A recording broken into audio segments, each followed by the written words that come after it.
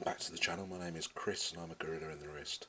A couple of weeks ago we unboxed this rather nice Squale, and the question we got to ask has it lived up to my expectation back a couple of weeks ago? Let's get into it.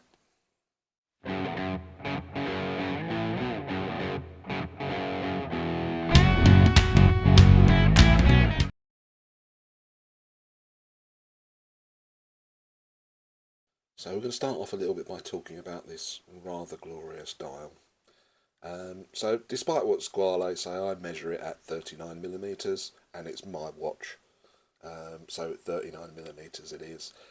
It's a black dial, but there is, I don't know if you can pick it up, there is sort of a vague hint of a very dark brown in there as well, which kind of sets off the burgundy colour of the bezel really well.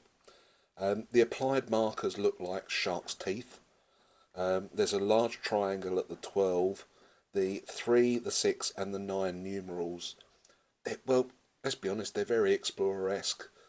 Even TGV said he was inspired by that, so I guess that should be no surprise. The minute hand itself is a fence post minute. It does stretch all the way out past the indices, which I think is good. The outer hand is what I call a sword hand. I'm not sure what other people will call it, but it's a sword hand for me. And the second hand has a small trapezoid pip at the end and a counterbalance. All the indices and the hands themselves have it's like a gilt gold colour around them, which really works well as an accenting colour.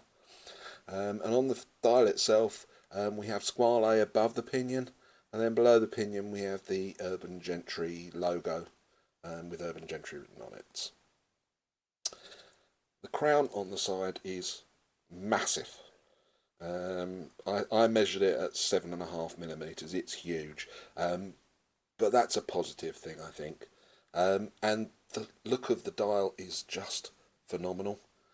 So for me, I think having that sort of gold gilt around all the indices really fires it off. And this thing is very, very visible, almost from any angle.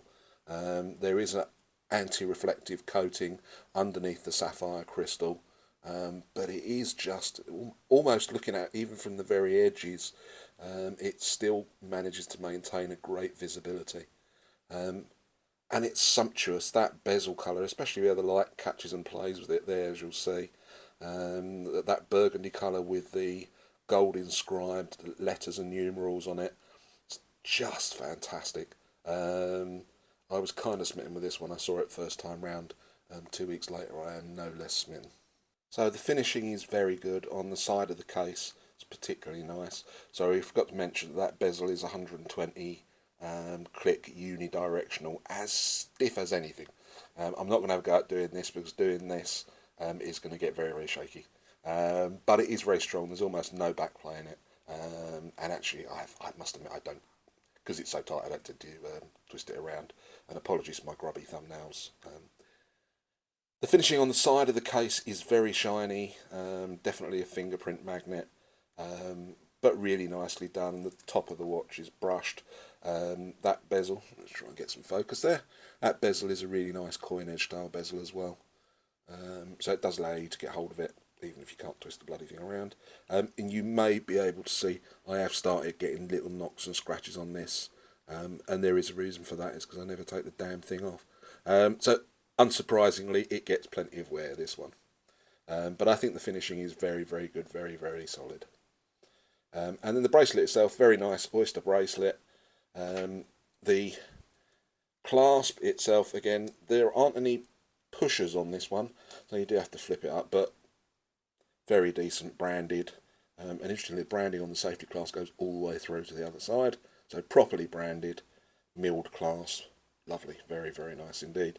And the back of the watch, reasonably straightforward, but it does have the 63 of 100 special edition, and hiding inside this is the Sellita SW200-1, and it's the proper no date variant, so there's no ghost date on this watch, which I think is great. I mean, you kind of gloss over it because cheaper watches tend to go with wherever they are, but for this one they specifically chose not to use the no date variant, which I think is great.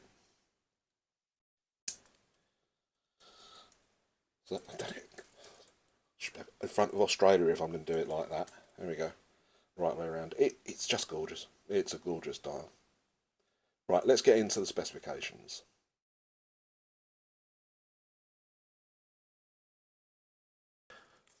So let's run very quickly through this watch's basic specifications. So it has a nice dial width of 39.5mm. The lug to lug is a very compact 48mm. It has a standard 20mm lug width, and because of that Sellita SW200 movement, the thickness is in at just 12mm, so wears really flat to the wrist.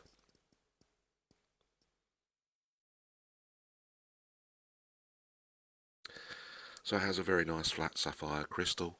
As mentioned, it contains the Sellita SW200-1 movement. It's quite chunky, weighing in at 190 grams, but then so am I.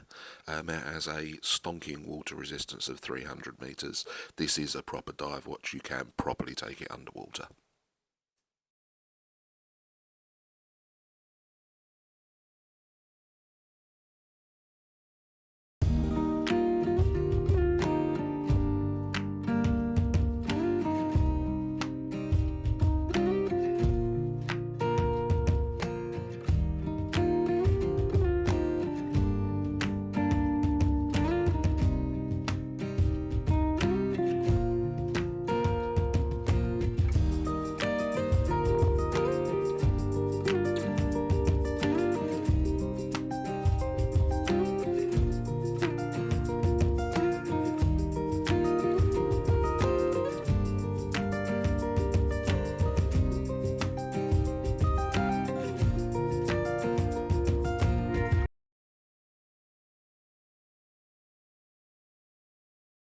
Okay, so let's talk about what I don't like about this watch.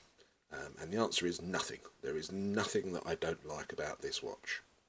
No, of course that's not true. Yes, there are a couple of things I'm going to point out. The first one is quite disappointing, I think. You will have just seen the loom shot, C3 Super Luminova. It's competent, I think is what I would say. It's not spectacular and it's not a shouty loom, and it does work through to the following morning. I just find that the loom on the hands isn't brilliant. And actually you will have seen it on the video, is that actually it does start to fade away a little bit, and actually seems to be a much better coating of loom on the indices than there is on the hands themselves, which is a bit of a worry. The other point, and this is a very minor one, but I'll point it out anyway, I love the fact that this has got a diver's extension on it. So it's got one of these clever, and it's actually really good. It's a fairly utilitarian. It doesn't look particularly pretty, but actually really good. It's actually really solid. Works really well. However, the consequence of that is that, I don't know if you see it, the way that the diver's extension tucks up into the clasp means that you can only use the first three holes of micro adjust. When I did it originally, tried to use the fourth and have the watch a little bit looser than I would normally have had it, and what happens is that, so I'm trying to point out with my massive thumbs, but that piece there of the diver's extension clashes against that bit there, and you literally physically cannot move it to that final hole, which seems a bit odd. I don't know if it's because the clasp itself is shortish, and if the clasp was another 5mm that wouldn't have been a problem. Just seems to be a bit of a practical issue with it. But that's it in terms of the gripes that I have for this watch. So let's get into the good stuff. Before I do my Gorilla Greats, we've put the sparkly glasses in to recognise the passing of Barry Humphries. Dame Edna will be with us forever. So that's in recognition. Let's talk about this watch and what I like about it. I think for me, I think the dial is just sensational. I can't really think of another way of putting it. The colour of that bezel is absolutely beautiful. It catches the eye. It works very well with the dial colour. It's absolutely amazing. And there is something a little bit special about the way that the light plays off the gold accents on all of the numbers and the indices, which means that occasionally when you're not even intentionally looking at the watch, light catches it and reflects in a way that is very pleasing to the eye. So yeah, I find that absolutely amazing. And the visibility, I think I mentioned it already, but the visibility of this is absolutely outstanding. You kind of see it doesn't matter where it is, you can read the time. The watch does come with anti-reflective coating under the sapphire crystal itself, and it's very effective, but there's something about the design that just means it really doesn't matter where you're looking at it from. You can read the time, short of getting it to the point where you can't actually see the dial. It is very, very clear. The second part that I really like about this is the movement itself. So we often use the Swiss watch as a truism of something that is accurate. And up until I had this watch, I hadn't quite gauged exactly how true that was. So I've been wearing this watch, not constantly, I have occasionally swapped over with others, but I've been wearing it pretty much constantly for the last 2.5 weeks. It has a 40-hour power reserve, so at no point has it run out of juice in that particular time. In that particular time, this watch has probably gained about 10 seconds, if that. It is astonishingly accurate. So yeah, I think that's really good. And I'm also really pleased that they went with the no date variant, because I think that works particularly well in this one. So not only do you have reliable, you don't have a ghost date. I love the crown as well. I just think, you know, I am a gorilla, and I have to have some watches where I've had to moan about the crowns.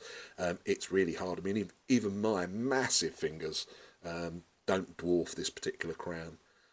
So again, I think that is spectacular.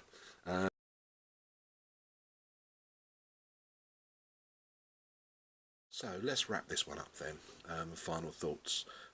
So I started off the video with the question, does this watch captivate me as much as when I unboxed it 2.5 weeks ago? And the simple answer to that is yes. I think it does. I find myself reaching for it on a daily basis. My Orient Kamasu hasn't had a look in for a couple of weeks. Just this has kind of replaced it as my go-to everyday watch. I like it because it's whilst it's a sporty watch, and it clearly is a 300-meter dive watch. Of course, it is a sporty watch, and very well suited to that. Because of the look of it, I don't find it a problem wearing it at work either. So I've been in central London meetings.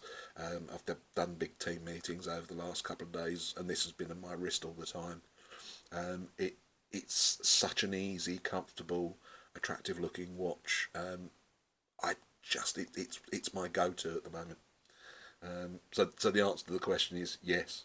Yes, I'm still as entranced as I was by it 2.5 weeks ago. It's a fantastic piece of engineering and piece of design. So thanks, TGV. So that's it for today. So all there is really left is to wish you a fantastic weekend.